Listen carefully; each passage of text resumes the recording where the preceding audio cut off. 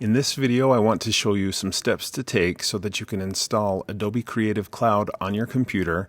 Once you've done that, you'll be able to install and manage most of the Adobe Creative Cloud apps so that you can use them. As you might already know, at UEN we do have a web page dedicated to Adobe. It's uen.org/Adobe. And if you go there, you'll be able to browse down the page, and here where it says additional resources, there's a link to Adobe Creative Cloud login. All you have to do is click that and it'll take you to the right place. If you want to skip that step and go directly to Adobe Creative Cloud online, just go to adobe.com/Creative Cloud and you should get to the same place. Now, once you're here, you need to sign in using your school email address. So I've put in my school email address and I'll click continue. And then at this point, the experience for you might be different than for me, but at this point you just need to verify your school account. Typically, you put in the same password that you would use to log in to do your grades or to use Canvas or other official school programs. If you have difficulty at this point in the process, please first try reaching out to your school technology specialists, if you have one, and maybe also your district technology support staff. If for any reason they're not able to help you, then you can reach out directly to me, rob@uen.org. That's my email address. And I'll try to put you in touch with the right people so that you can log in to your Creative Cloud account. Now that I've signed in to the website for Adobe Creative Cloud, I could click here on Your Creative Cloud, and it takes me to the online web page for Adobe Creative Cloud. But this isn't super helpful for me. I really need to get Adobe Creative Cloud installed on my computer. So I'm going to click here where it says Open Creative Cloud. And again, it's going to open it just in the web. I can see some of the documents I've worked on lately and some of the programs I've used lately and some that are suggested that I try. But here at the right, there's a link to install Creative Cloud app on my computer.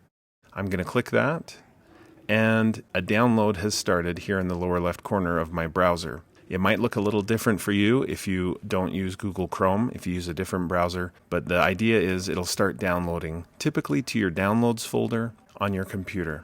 It looks like it's finished downloading, so I'm going to click on that, and I'm using a Mac computer. If you were to use a Windows computer, again, the process would be similar, but not exactly the same. You would probably need to maybe go to your downloads folder, find the installer that has downloaded to your computer, and then double click on it. So here on my Mac, I'm going to go ahead and do that. I'll double click.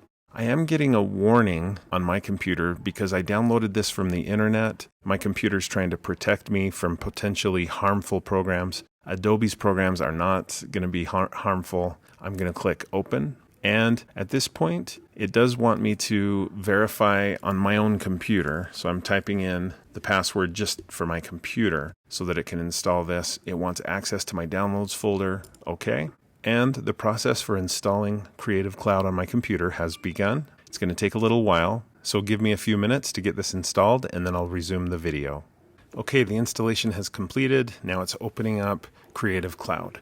So I do get a pop-up, but I'll just click OK. And I want to maximize this on the screen so you can see it better. I'm just going to double click. On a Windows computer, you might have to do something a little different, I think in the upper right, to maximize the screen. So at this point, I don't have any Adobe tools installed on this particular computer, but I do now have Adobe Creative Cloud. So one way to think of Adobe Creative Cloud is it's basically a directory or a list, I guess, of all of the programs that you have available to you in your plan, and a list of the ones that are installed, not yet installed, or ones that need to be updated, etc. So these are the ones available in my plan right now, and I'm going to go ahead and install Adobe Acrobat. So I can just click here, install. While I'm at it, I think I'll install Adobe Character Animator. That's one that I've used a lot and I really like. I'm going to install Adobe Rush. That's over here. And the process has begun now to install each of those programs. Once they're finished installing, they'll show up here as installed programs or apps. In a couple of minutes, when this process has completed, I'll resume the video.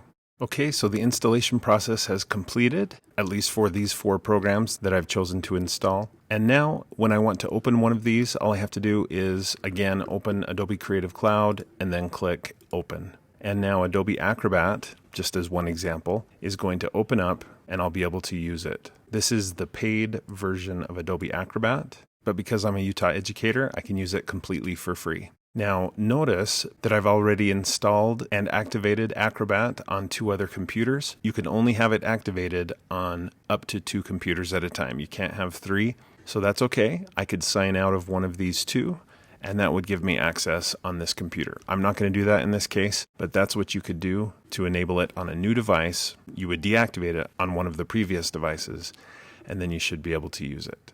If you'd like to learn how to use Adobe Acrobat, on YouTube there are lots of videos showing how to do that. Also in the help in Adobe Acrobat, you'll find some great resources.